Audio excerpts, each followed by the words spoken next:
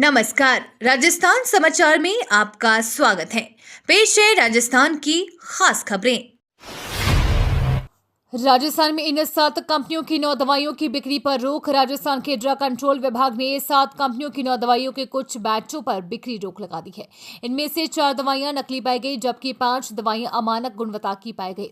ये दवाइयां anti allergy, मानसिक रोग, खून पतला करने, विटामिन डी और कैल्शियम सप्लीमेंट्स के अलावा हाइपरटेंशन और सर्दी जुकाम के इलाज में इस्तेमाल होती है।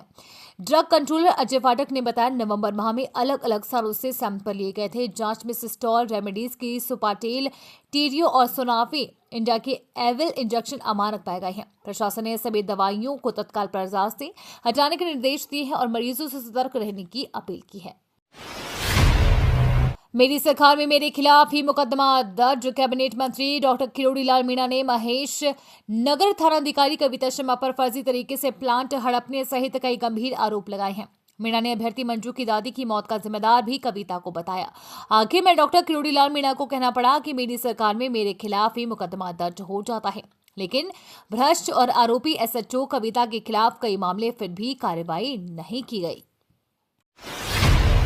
मौसम विभाग ने जारी किया बारिश को लेकर अलर्ट। राजस्थान में कड़ाके की ठंड पड़ने लगी है। पिछले 24 घंटों में कई शहरों में न्यूनतम तापमान 3 से 4 डिग्री तक कम हो गया है। वहीं मौसम विभाग ने ताजा अपडेट में कहा है कि आने वाले 2 हफ्तों के दौरान प्रदेश में बारिश हो सकती है। साथ ही 9 से 15 दिसंबर के बीच राज्य के उत्तरी भागों में न्यूनतम तापमान 3 से 5 डिग्री के बीच दर्ज किया जा सकता है।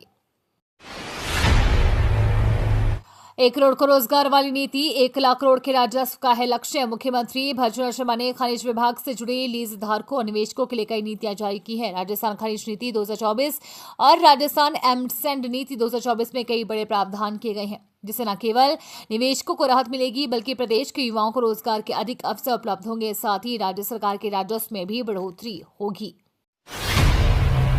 भजनलाल सरकार कराएगी आपकी फ्री मेडिकल जांचें। राजस्थान की भजनलाल सरकार की पहली वर्षगांठ पर सूबे के वाशिंदों को बड़ा गिफ्ट मिलने जा रहा है। राज्य सरकार के कार्यकाल का 1 वर्ष साल पूरा होने के अवसर पर प्रदेश भर में मुख्यमंत्री आयुष्मान आरोग्य शिविरों का आयोजन किया जाएगा। शिविरों का आयोजन 15 दिसंबर 2024 से 31 जनवरी 2025 तक प्रदेश के सभी प्राथमिक स्वास्थ्य केंद्रों और सामुदायिक स्वास्थ्य केंद्रों पर किया जाएगा। इन शिविरों में 37 प्रकार की जांच सुविधाएं फ्री रहेंगी। प्रदेश का कोई भी वाशिंदा इसका लाभ उठा सकता है। यूपीएससी मेंस रिजल्ट किसी भी समय upsc.government.in पर हो सकता है जारी। संघ लोक सेवा आयोग जल्द ही सिविल सेवा मुख्य परीक्षा 2024 का रिजल्ट जारी कर सकता है।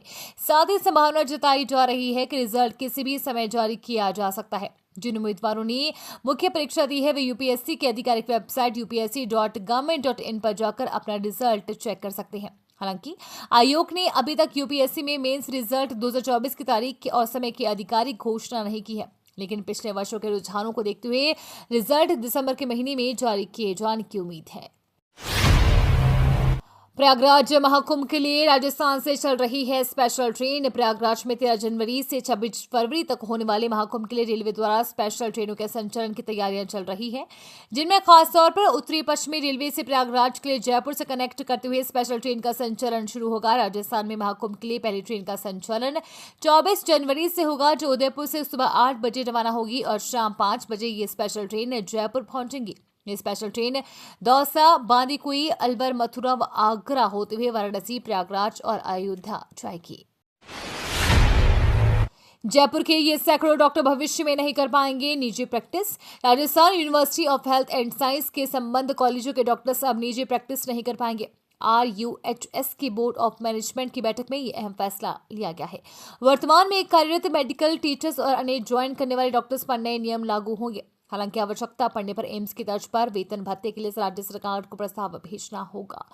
RUHS की बॉम्ब की बैठक में नई भर्तियों को लेकर भी निर्णय किया गया है।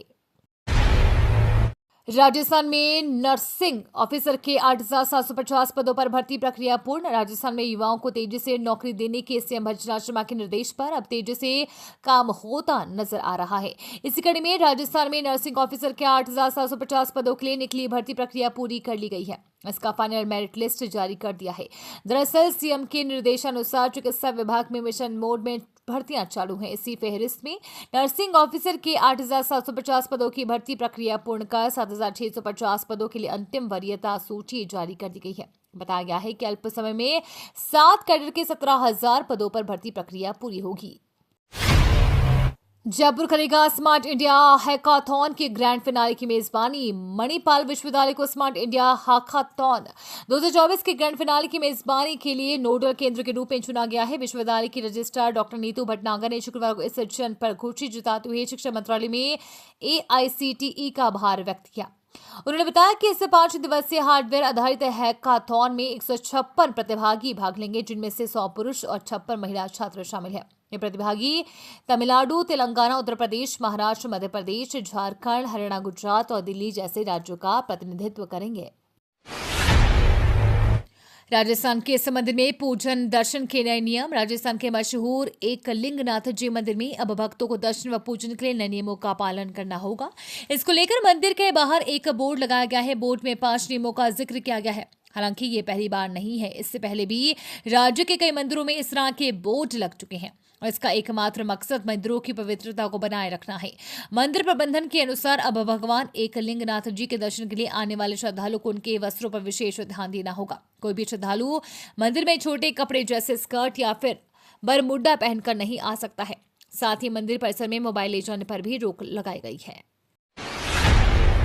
देश में खुलेंगे 85 केंद्रीय और 28 नवोदय विद्यालय। प्रधानमंत्री नरेंद्र मोदी की अध्यक्षता में हुई कैबिनेट बैठक में शुक्रवार को 85 नए केंद्रीय विद्यालय और 28 नए नवोदय विद्यालय खोलने को मंजूरी दे दी गई है। ये जानकारी केंद्रीय मंत्री अश्विनी वैष्णव ने मीडिया से बातचीत में दी। उन्होंने कहा कि मंत्रिमंडल ने एक केंद्रीय विद्यालय के विस्तार को भी मंजूरी दे दी है। इस बारे में जारी एक आधिकारिक बयान में कहा गया है कि नए केंद्रीय विद्यालयों के खुल जाने से देश में 82,000 से ज्यादा छात्रों को सस्ती और उच्च गुणवत्ता वाली शिक्षा प्राप्त हो सकेगी। बैठक में ऊर्जा मंत्री हीरालाल नागर से भिड़ी कांग्रेस विधायक इंदिरा मीणा। प्रदेश के ऊर्जा मंत्री हीरालाल नागर बामनवास से कांग्रेस विधायक इंदिरा मीणा और खंडार से भाजपा विधायक जितेंद्र गोठवाल के बीच शुक्रवार को नोकझोंक हो गई। ये नोकझोंक तब हुई जब सवाई माधोपुर के जिला परिषद सभागार में ऊर्जा मंत्री हीरालाल नागर अपने विभाग की समीक्षा बैठक ले रहे थे। बैठक के बीच बिजली व्यवस्थाओं को लेकर मंत्री विधायक के बीच बहस शुरू हो गई। विधायक जितेंद्र गोठवाल भी इससे छूते नहीं रहे। मंत्री के बचाव में जब भाजपा विधायक जितेंद्र गोठवाल उतरे तो कांग्रेस विधायक इंदिरा मीणा ने जितेंद्र गोठवाल से भिड़ गई। मेहमानों के स्वागत के लिए पर्यटन विभाग ने बनाया ये बड़ा प्लान। 3 दिवसीय राइजिंग राजस्थान इन्वेस्टमेंट समिट के चलते डेलीगेट्स की मेहमान नवाजी के लिए पर्यटन विभाग ने प्लान बनाया है। जयपुर के पर्यटन स्थलों पर मेहमान नवाजी करने के लिए विशेष व्यवस्था की गई है। पर्यटन विभाग ने 20 से अधिक गाइडों की लिस्ट तैयार की है। पर्यटन स्थलों पर मेहमानों के मनोरंजन के लिए लोक कलाकार प्रस्तुतियां देंगे। पर्यटन विभाग ने मेहमानों के स्वागत के लिए नोडल अधिकारी नियुक्त किए हैं। पिंक सिटी टूर प्लान को इन्वेस्टर्स किट में शामिल किया गया है। 1.46 लाख करोड़ का निवेश करेगी टाटा की कंपनी। टाटा ग्रुप की कंपनी टाटा पावर ने कहा कि साल 2030 तक कंपनी 1.46 लाख करोड़ रुपए का निवेश करेगी। टाटा पावर के CEO एक प्रबंधक निदेशक प्रवीण सिन्हा ने शुक्रवार को कहा कि कंपनी 2030 तक अपनी ऑपरेटिंग क्षमता को दोगुना कर 32 गीगावाट करने के लिए करीब 1.46 लाख करोड़ रुपए निवेश करने की योजना बना रही है।